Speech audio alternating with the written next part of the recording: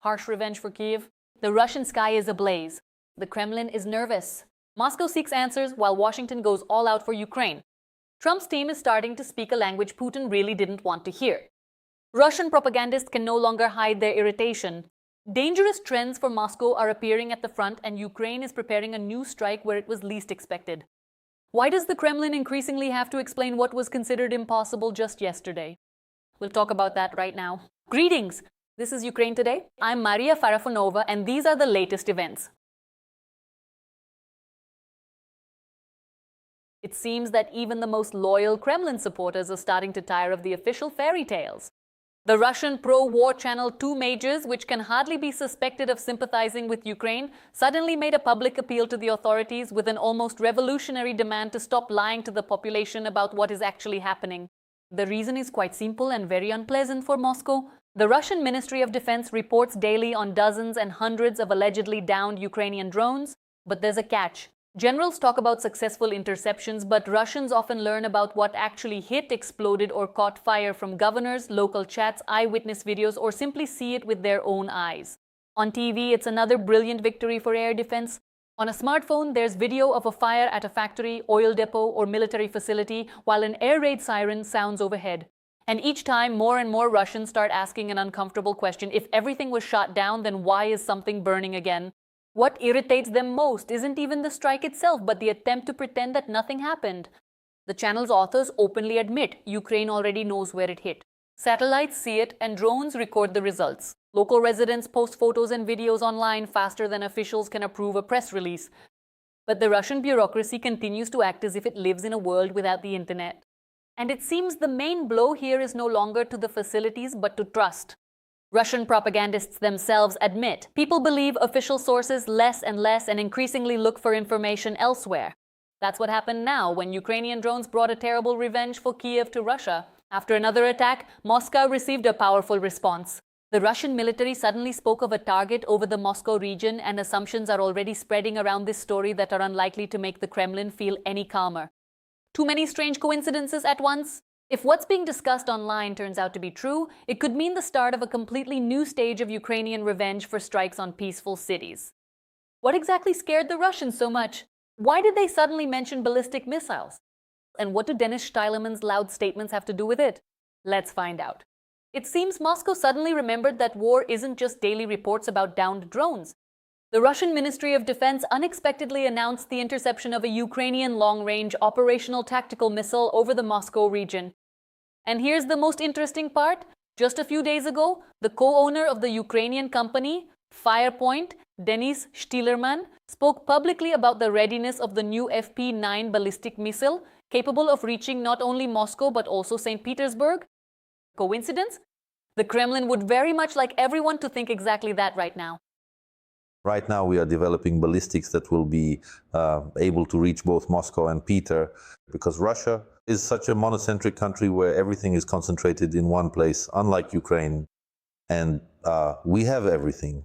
Right now, we're testing these ground T-tests of the engine, and in the near future, we'll start flying. That's it. So then we will test the missile on Moscow. Just yesterday, Moscow was laughing at talk of Ukrainian ballistics, and today they're already telling stories of how heroically they intercept them. The situation resembles an old Kremlin script. First claim the weapon doesn't exist, then that it doesn't work, and after that urgently report its successful destruction. And if this really was the first combat launch of the FP9, then the main effect has already been achieved. In Russia, they've started looking nervously at the sky again. And while Moscow was telling fairy tales about downed missiles, Ukrainian drones once again visited a strategically important facility in the Nizhny Novgorod region. The Kstovo refinery of the Lukoil company came under attack, one of the largest oil refineries in Russia, which plays a key role in supplying the country with fuel. Judging by the footage from the scene, the meeting turned out to be a hot one. Thick black smoke rose over the enterprise's territory, and the fire was visible for dozens of kilometers. The General Staff of the Armed Forces of Ukraine confirmed a successful hit on the facility and a subsequent fire on the refinery's territory. And this no longer looks like another story about debris that accidentally fell onto an industrial site. It is through such units that raw resources are turned into gasoline, diesel, aviation fuel, and other products, without which neither the civilian economy nor the military machine can function. So the consequences may turn out to be much more painful than just another pretty pillar of smoke on the horizon. The Kstovo plant is capable of processing up to 17 million tons of oil per year and is among the 4 largest refineries in Russia. In other words, we are not talking about a secondary enterprise, but about one of the foundations of the Russian fuel system. And while officials report total control over the situation, the list of strategic facilities that suddenly start burning after a visit from Ukrainian drones continues to grow steadily. So in Russia, they had to find a new way to protect themselves from Ukrainian strikes. Simply hide the objects on the map. After a series of attacks on military and industrial targets, the Russian Yandex suddenly began mass blurring and removing Ministry of Defense buildings and defense industry enterprises from its services. Apparently, in Moscow, they decided if an object isn't visible on the map, then it doesn't exist in reality either. The most important addresses of the Russian military leadership have fallen under digital censorship. Defense Ministry buildings on Frunzenskaya Embankment and Znamenka Street are now blurred in satellite imagery. It looks as if Russian generals seriously believe that missiles and drones navigate exclusively using Yandex maps. However, the general staff is right next door, and for some reason it remains visible. Apparently, they haven't decided yet whether to be afraid or not. But the most interesting part started with the defense enterprises. Some factories and research centers have literally vanished from city maps. Where there were buildings just yesterday, the service now shows empty fields and wastelands. It seems Russian officials have decided to invent a new type of camouflage. Not concrete shelters, not air defense systems, but the digital magic of disappearance. It seems that after fires at refineries, explosions at military sites, and regular strikes, Moscow realized real security isn't that simple. So they decided to focus on virtual security instead. What's next? Perhaps the next step will be removing the entire Moscow region from the maps. What if Ukrainian missiles stop finding it then? However, this whole story with blurred maps and nervous statements about downed missiles has a very specific reason. According to Bloomberg, Ukrainian long-range capabilities have reached a level where missile alerts were issued for at least half of Russia this year. And these are no longer just border regions that the Kremlin used to dismiss as temporary difficulties. Now, air raid sirens are sounding in places where the war was recently considered something far away. The Volga region, Astrakhan region, North Caucasus, central regions of Russia, and the Moscow region. This geography continues to expand rapidly. While Russian propaganda previously convinced the public that all threats remained near the border, the air raid map is now looking increasingly uncomfortable for the Kremlin. Moreover, Ukraine is increasingly relying on its own developments. Attack drones, cruise missiles, and new long-range systems. The arsenal is gradually growing, and with it, the territory that can no longer feel safe. What the Kremlin recently called impossible is increasingly becoming part of regular reports. And here the main question arises. If air raid alerts now cover half of Russia, if strategic enterprises are regularly hit and military sites are being hidden even on electronic maps, isn't that why Moscow has been talking so much lately about successfully downed targets? Because when danger reaches hundreds of kilometers deep into the country, the main shortage is no longer missiles or drones, but the sense of security that the Russian authorities have conditioned their people to expect for so long. It seems the main myth of this war is starting to crumble in the Kremlin.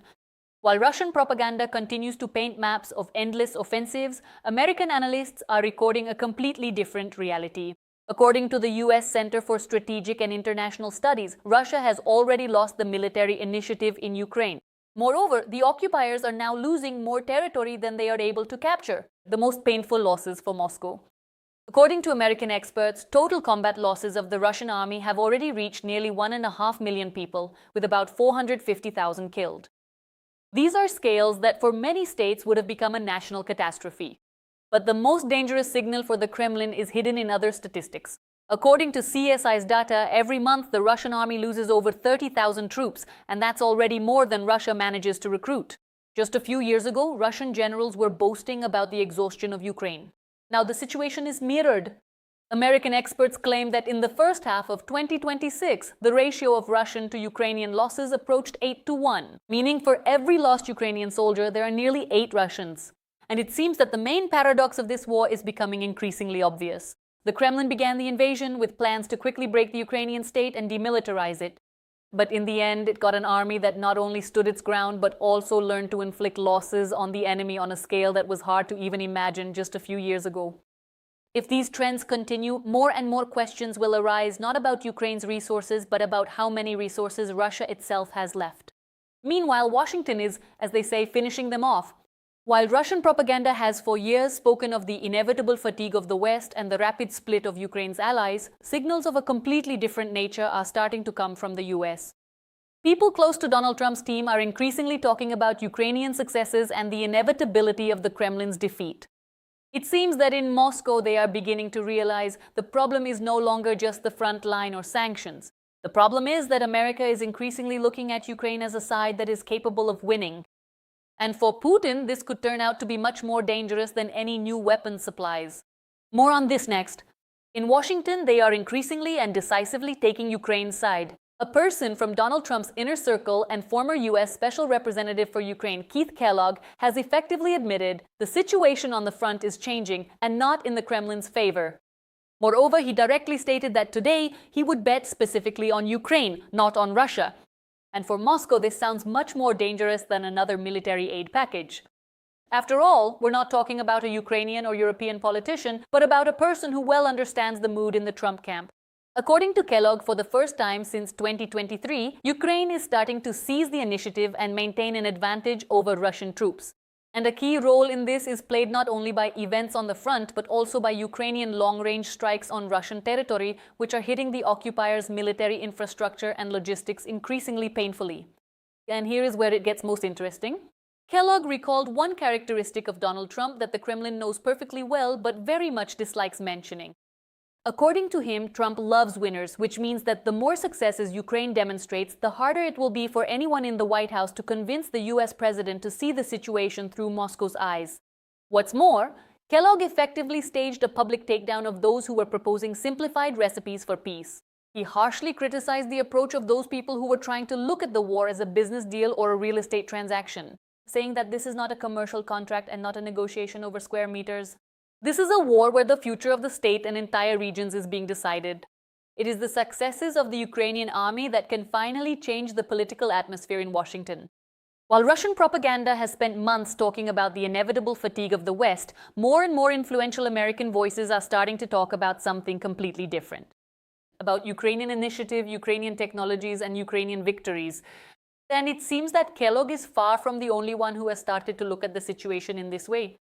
In Washington, statements are increasingly being heard that are becoming a cold shower for the Kremlin. If previously such assessments could be dismissed as the opinion of individual experts, now they are being joined by people who for many years were at the very top of the American security system. Former Pentagon Chief Leon Panetta has left no room at all for any kind of double interpretations. According to him, Vladimir Putin is simply unable to win this war under any circumstances. And it would be wise for Donald Trump to support the side that is going to win. And Panetta explicitly named Ukraine as being that side. His assessment of the events of recent months sounds particularly telling. After successful Ukrainian strikes on targets in the Russian capital, Putin, according to the former head of the Pentagon, has found himself in a corner and no longer has a clear understanding of how to proceed. And this is all quite symbolic. The man who promised to move the war far away from Russia is today forced to explain explosions, fires, and air raid sirens on his own territory to his own citizens. Panetta also points to the things that they try not to say out loud in the Kremlin. In his opinion, the smartest move for Moscow would be to agree to a complete ceasefire. But the problem is that Putin is very unlikely to want to make such a choice. And this means that Russia will continue to pay an ever higher price for dragging out the war, economically, militarily, and politically. Even more interesting is the recipe that Panetta proposes to Washington. He is convinced that the United States must give Ukraine all the necessary weaponry to achieve results on the battlefield. That is, instead of seeking compromises with the Kremlin, more and more influential American politicians are talking about a different scenario, strengthening Ukraine so much that Moscow simply has no good options left. And if you compare the statements of Kellogg and Panetta, a rather interesting picture emerges. Different generations of the American political establishment are increasingly agreeing on one thing. Ukraine does not look like it is the losing side. On the contrary, more and more influential voices in the United States are talking about Ukrainian superiority, Ukrainian capabilities, and the Ukrainian prospect of victory. And this is not at all the kind of signal that the Kremlin expected to hear from Washington. And it seems that the Kremlin's main problem now lies not only on the front, because wars are won not only with tanks, missiles, or even drones. Wars are also won when the entire world begins to believe in your victory. And if just yesterday Moscow expected Washington to grow tired of Ukraine, today more and more American politicians, military personnel, and officials are saying the opposite. And this means that Putin's bet on Western fatigue could turn out to be one of his greatest strategic blunders. Because while the Kremlin tries to convince the world of its own power, the world itself is increasingly betting on Ukraine. And for Moscow, this is perhaps the most alarming signal of all those heard recently. Ukraine is preparing to profit from what has been giving the Kremlin a headache for several years now. Kyiv is taking a step that just a few years ago seemed like pure science fiction. Ukrainian weapons, drones, and military technologies are officially entering the international market. The war that Moscow started to destroy Ukraine's defense potential has actually turned Ukraine into one of the most promising arms manufacturers in the world. For the first time, the government has approved a transparent mechanism for exporting Ukrainian weapons and defense technologies. From now on, partner states will be able to sign contracts directly with Ukrainian manufacturers, buying not only finished systems but also access to technologies that have passed the toughest test of all, a real war against Russia. And this is probably the most unpleasant news for the Kremlin because Ukrainian developments are becoming not an exception but a commodity for which a queue is already forming. The most interesting thing is that Ukraine will sell not just hardware but combat experience embodied in technology. The world has seen the effectiveness of Ukrainian drones, communication systems, software solutions, and new approaches to warfare. And now countries that have been closely watching events at the front will have the opportunity to cooperate directly with those who created these technologies. However, Kyiv immediately set a clear condition: the armed forces of Ukraine first, then exports. If a certain weapon is needed by the Ukrainian military, no permits for sale abroad will be granted. Ukraine intends to simultaneously strengthen its own army, increase production, and also enter the global market. Russia planned to destroy the Ukrainian defense industrial complex, but as a result, it helped create a new military technological industry whose products are already of interest to foreign nations. And now it turns out to be quite symbolic. While Russian factories are increasingly appearing in reports of explosions and fires, Ukrainian manufacturers are preparing to sell their developments on the world market. Meanwhile, Ukraine is launching a large-scale rearmament of its army, increasing its own production of the latest systems and receiving increasingly powerful support from allies. What the Kremlin once called demilitarization is, in practice, turning into a rapid strengthening of the Ukrainian defense industry. And new solutions in the field of air defense, drones, and combat aviation increasingly resemble the foundation of a new security architecture, not only for Ukraine but for all of Europe. All the most interesting things are in the next report. Don't miss it. The Ukrainian defense industry is soaring to the skies. Dark times are beginning for the Russian Shaheds. While the Kremlin counts how many more hundreds of drones can be launched at Ukrainian cities, Ukraine has already shown a next-generation response. The Zirka interceptor drone looks like another step toward the moment when mass attacks will cease to be an effective weapon for Moscow. Speeds over 340 kilometers per hour, automatic target detection, and the ability to literally hunt for aerial threats. And this is just the beginning. Engineers are already working on Zirka 2.0, which will be able to independently reach the target search area, receive the latest machine vision systems, and even more autonomous guidance. If these plans are implemented on the necessary scale, Russia risks facing a reality where its cheapest tool of terror suddenly stops working.